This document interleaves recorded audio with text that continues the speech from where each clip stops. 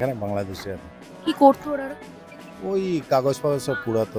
Report হওয়ার পরে ওরা সব চলে গেছে। এই 1 মাস হচ্ছে চলে গেছে। মধ্যমগ্রাম রেল স্টেশন থেকে বেশ অনেকটা রাস্তা পেরিয়ে আমরা এই মুহূর্তে চলে এসেছি মধ্যমগ্রামের ৩ নম্বর ওয়ার্ডের বিশ্বাসপাড়া।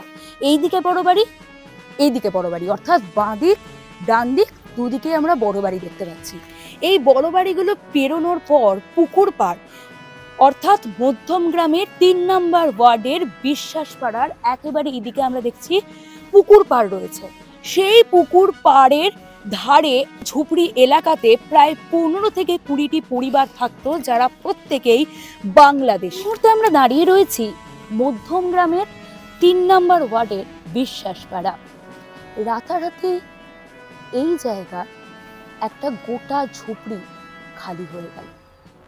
বাংলায় নাকি অনুপ্রবেশকারীরা নেই, এরকমই তো কথা উঠছে।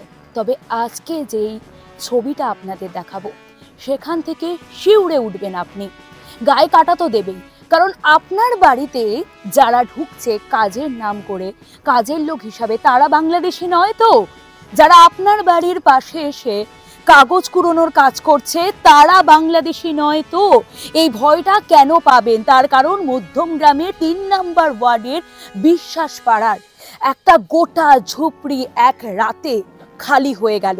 স্থানীয়দের দাবি এখানে প্রায় ১৫ থেকে ২০টা পরিবার থাকতো, যারা প্রত্যেকেই বাংলাদেশি, যাদের কাছে কোনো বৈধ কাগজপত্র ছিল না। তারা এখানে থাকতো, কাগজ কুড়োনোর কাজ করত এবং রাতারাতি খালি হয়ে গেছে এক একটা বাড়ি। চিত্র সাংবাদিক শেখ নাদিম যেই ছবিটা দেখাচ্ছে, দেখুন এক একটা বাড়িতে এইভাবে চেন তালা দিয়ে বা চেন তালা ঝুলিয়ে চলে গেছে বাংলাদেশিরা। এইরকম এক একটা জায়গায় তারা থাকতেন। এখনও কারোর জামা কাপড়, কারোর বা বিভিন্ন জিনিসপত্র এখানে আমরা দেখছি পড়ে রয়েছে। মূলত এইভাবেই বাংলাদেশিরা এক রাতের মধ্যে এই জায়গা থেকে চলে গেছে। এখানে কেবিলের লাইন পর্যন্ত অনেকের ছিল, তাদের বাড়িতেও, যেই বাড়িতে দেখছেন কেবিল লাইন, তাদের বাড়িতেও এরকম ভাবে চেন তালা ঝুলছে।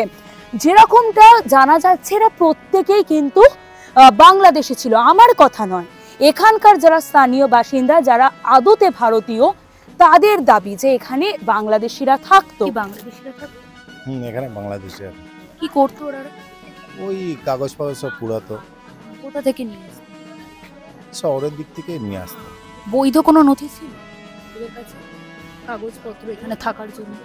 না, এখানে কাগজ তো ওদের বৈধ থাকলে তাহলে ওরা তো বেরিয়ে যেত না, চলে যেত না। কি দেখলেন, কিভাবে পালিয়ে যেতে দেখলেন? স্বাভাবিকভাবে গেছে, ওরা তো চলে গেছে ১-১.৫ মাস হয়ে গেছে। এখানে ১৫-২০টা ফ্যামিলি ছিল, ওরা সব পুড়িয়ে নিয়ে আসতো। ওদের একটা মহাজন ছিল, মহাজনকে দিত, মহাজন আবার বিভিন্ন জায়গায় ওটা ডিস্ট্রিবিউট করতো। সব টোটালি ওদের বাংলাদেশি সব। কতদিন ধরে আসছিল? ৬-৭ বছর ধরে রয়েছে। হঠাৎ করে এখানে এরকম একটা জায়গা, ওই এসআর মানে ভয়ে বেরিয়ে এই দিনের পর দিন অনুপ্রবেশকারীরা, আমরা একটু যতটা এগোনোর চেষ্টা করব। দেখুন এখানে হেলমেট পরে রয়েছে, চেয়ার পরে রয়েছে, এইভাবে রাতারাতি কিন্তু একটা বস্তি খালি হয়ে গিয়েছে। বিশ্বাসপাড়ার এই ঝুপড়ি কয়েক বছর ধরে গড়ে উঠেছিল, প্রায় ৫-৭ বছর ধরে গড়ে উঠেছিল বিশ্বাসপাড়ার এই ঝুপড়ি। বাংলাদেশিরা আগে শুনতাম যে থাকতো, কিন্তু সবই তো চলে গেছে ১-১.৫ মাস আগে। আচ্ছা, কতদিন ধরে আছে ওরা এখানে? মানে ছিল বছর খানেক ১ বছর আসে যায়, ওরা কাগজ টাগজ কুড়ায়, এইসব কুড়োনোর লোক ছিল, ওরা চলে গেছে। বাংলাদেশে থাকতো বলতে কয়েকজন ওই কাগজ কুড়ানো ওরা থাকতো, বেশ কিছুদিন ওরা, তারপরে এইসব রিপোর্ট হওয়ার পরে ওরা সব চলে গেছে। কি কাজ করতো এখানে?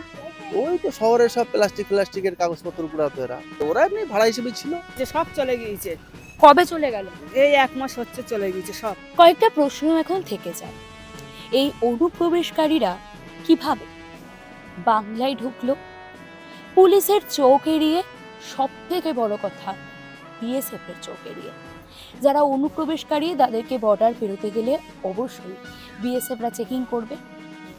এখানে অর্থাৎ মধ্যমগ্রামের বিশ্বাসপাড়া ৩ নম্বর ওয়ার্ডে এই জায়গায় রাতারাতি একটা বস্তি তৈরি হলো বেশ কয়েক বছর ধরে।